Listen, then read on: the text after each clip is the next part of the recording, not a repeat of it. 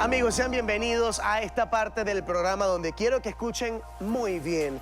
Para nadie es un secreto que en la actualidad las herramientas digitales son utilizadas en ocasiones para molestar, incomodar o importunar a una persona. Esto es conocido comúnmente como ciberacoso y es necesario discutir sobre este tema para poder detectarlo, prevenirlo, y para eso tenemos a invitados increíbles, los especialistas en el tema. Hoy contamos con la presencia de Carlos Trapani, quien es coordinador general de SECODAP, a la psicóloga del SECODAP, Jania Horta, y a la periodista María Guarapano, quien se encarga del segmento Lo Más Viral en el noticiero Venevisión. Todos vienen en nombre de nuestra campaña líder, Somos lo que queremos. Bienvenidos a Portadas. Ya saben que, bueno, nos vamos a poner cómodos en casa. Yo también me voy a poner cómodo por acá, señor director, con su permiso. Me voy a acercar a donde está mi compañera de labores de la casa, Venevisión. Yo muy feliz de tenerte, muy contento porque me encanta saber qué es lo que está viral en las redes sociales, y creo que esto es un problema que se ha viralizado también.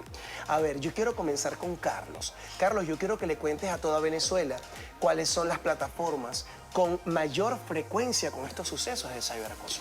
Fíjate, las tecnologías de información y comunicación han tenido la fortaleza de que nos han acercado al mundo. Nos ha permitido interconectarnos, los niños tienen acceso a información a un clip y eso ha permitido, bueno, un avance importante en la forma como nos relacionamos y cómo comprendemos el mundo. Pero como tiene cosas positivas, también tiene riesgos, ¿no? Sobre todo los riesgos que presentan redes sociales como TikTok, Twitter, Facebook, Instagram, que son las redes más usadas en Venezuela. Hay otras, pero esas son las más comunes que utilizan los niños y adolescentes. Entonces, las redes sociales nos sirven para buscar información, para recrearnos, para conocernos, para compartir, pero también es un espacio de riesgo y hay que estar muy atentos a esas señales de riesgo y de alarma para poder prevenir situaciones de violencia a través de la tecnología. Cuando llega la sesión de violencia a través de la tecnología, ¿hay alguna ley que penalice a estos agresores aún siendo menores de edad? Fíjate, depende del hecho concreto, porque si el agresor se trata de un adolescente menor de 13 años, hay otras medidas. No responde penalmente si yo como adolescente de 12 o 13 años o menos acoso, hostigo, amenazo a través de las redes sociales. Pero si tengo más de 13 años, ahí hay una responsabilidad y dependerá del caso concreto la ponderación de la responsabilidad. Pero en SECO hemos hecho mucho énfasis. La idea no es atender el caso, la idea es prevenirlo. Sobre todo cómo educamos a los niños para un uso seguro y responsable de las redes sociales. Porque parecemos que detrás de las pantallas no ocurre nada y estoy protegido porque estoy en mi cuarto. Total. Y no necesariamente es así. Se puede generar mucho daño y lo que subimos a redes sociales, lo que subimos a internet, es muy difícil poderlo recoger. Oye, y es que no puedo dejar pasar esto que estás tocando, un tema muy importante, porque en casa hay muchos chicos que a través de la red social TikTok están haciendo retos. ¿Qué pasa? ¿Cómo prevenimos estos retos de los chamos en las redes sociales que tienen a veces un final bastante lamentable, que los hemos visto también a través de las mismas redes sociales, ¿no? Y que sigue teniendo incluso hasta auge. El reto es la educación. El reto es la formación. No se trata de prohibir el acceso a la tecnología porque es como prohibir de respirar. Forma parte de nuestra cotidianidad. El tema es cómo hacemos a los niños sujetos responsables de su propia protección. Eso sí, los padres tienen un rol importante, por ejemplo, de respetar los rangos de edad para el acceso a la red social. Tienen que acompañar los contenidos e interesarse por lo que los chicos consumen y en función a eso hacer ese proceso de acompañamiento. Y las escuelas, por su parte, tienen ese reto de incorporar la tecnología, las redes sociales en su dinámica escolar.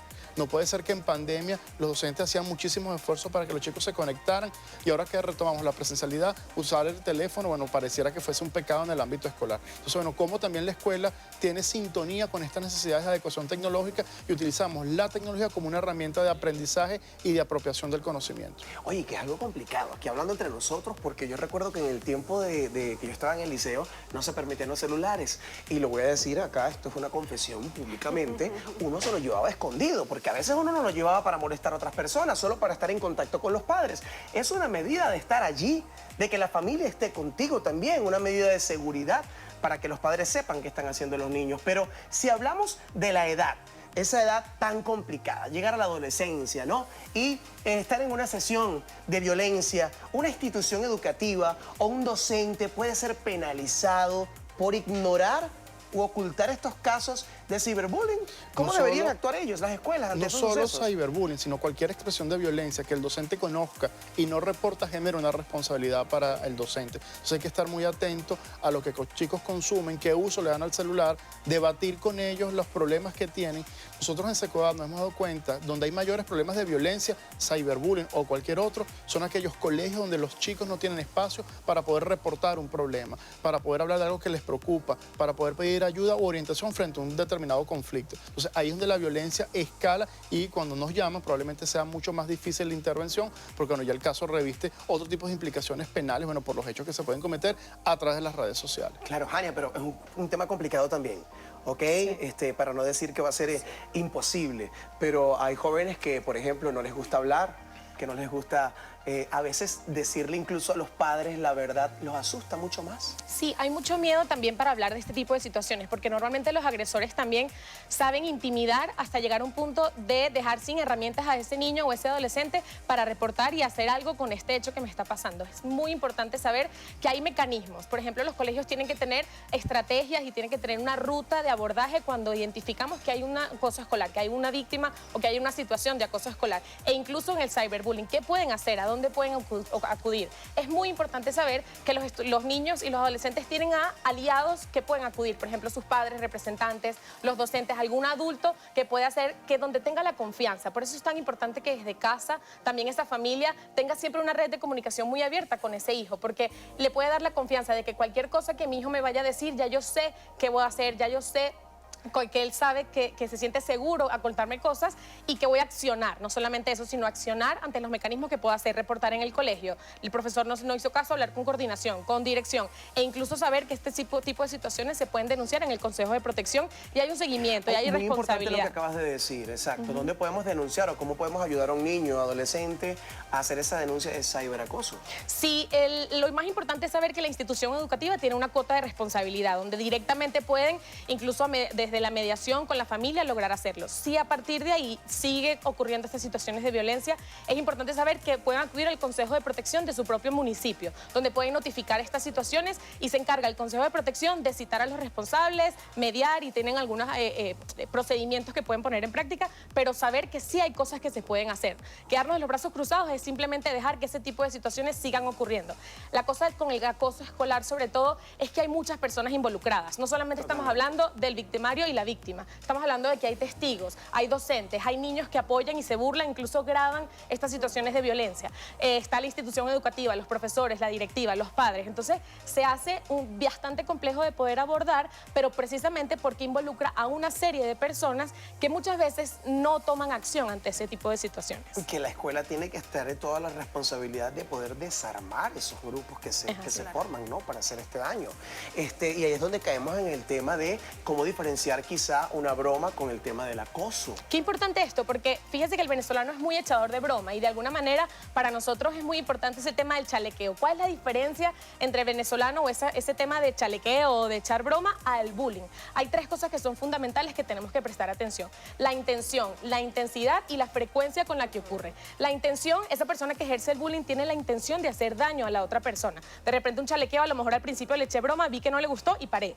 Pero el bullying tiene la intención de hacer daño. La intensidad es porque la violencia puede llegar a niveles bastante graves, ¿no? De repente yo metí un empujón y eso, bueno, quedó ahí. Pero de repente el tema de la intensidad es que de repente es una agresión física que ocurre reiteradamente, pero además de forma bastante evidente, donde la humillación llega a niveles que son un poco más difíciles y mucho más personales, incluso para ese niño o adolescente, y además la frecuencia ocurre todo el tiempo, es algo reiterado, no ocurre una vez, ocurre reiteradas veces en presencial, por las redes sociales, por todos lados, tienen esa manera de que ocurre de manera sistemática con ese adolescente. Oye, interesante, me encanta este tema porque también tenemos que hablar de la salud mental, no solamente para los jóvenes, hay muchos adultos que se tienen que enfrentar también al acoso o al escarnio a través de las redes sociales, en muchas oportunidades con finales muy lamentables. ¿Cómo podemos ayudar a una persona o cómo podemos intervenir o mezclar este tema de la salud mental con el ciberacoso? Sí, está directamente relacionado. Lo importante es saber,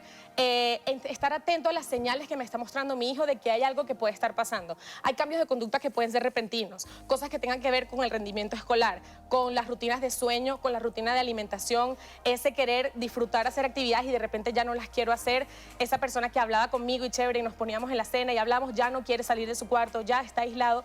Ojo con eso porque pueden ser esas señales de alerta que me puede estar diciendo que mi hijo puede estar pasando por una situación de violencia. Así que hay que estar atentos, hay desenlaces muy lamentables y hemos escuchado muchísimas noticias relacionadas con esto, pero hay que, como decía Carlos, importante desde la prevención, desde yo saber tener un canal de comunicación abierto con mi hijo, de si yo veo que algo está pasando, acudir a especialistas, incluso de salud mental, llevarlo a terapia. ¿Cómo puedo fortalecer a mi hijo para que pase por eso? No solamente la víctima, sino el victimario, porque yo a veces, yo como padre sé que mi hijo puede ser así. Incluso a veces puedo apoyar estas situaciones de violencia diciéndole, bueno, si te dan, tú le das más duro, por ejemplo. Eso es muy común que ocurra y la idea es precisamente evitar y saber que si mi hijo está siendo violento con alguno de sus compañeros, yo también saber que puedo asistir a algún especialista de salud mental, hablar con él, concientizar y desarrollar esa empatía que es tan importante. Es así, hay desenlaces que, bueno, son muy lamentables, pero hay factores que llevan a estos jóvenes a caer en esos casos virales. Y para eso tengo yo a María Guarapano. Vamos a esclarecer esas dudas en la próxima parte, ¿te parece? Seguro que sí. Ustedes quédense con nosotros, un tema interesante, el ciberacoso. ¿Lo ha escuchado? ¿Lo ha vivido? Pues quédese con nosotros en la próxima parte. Ya venimos con más.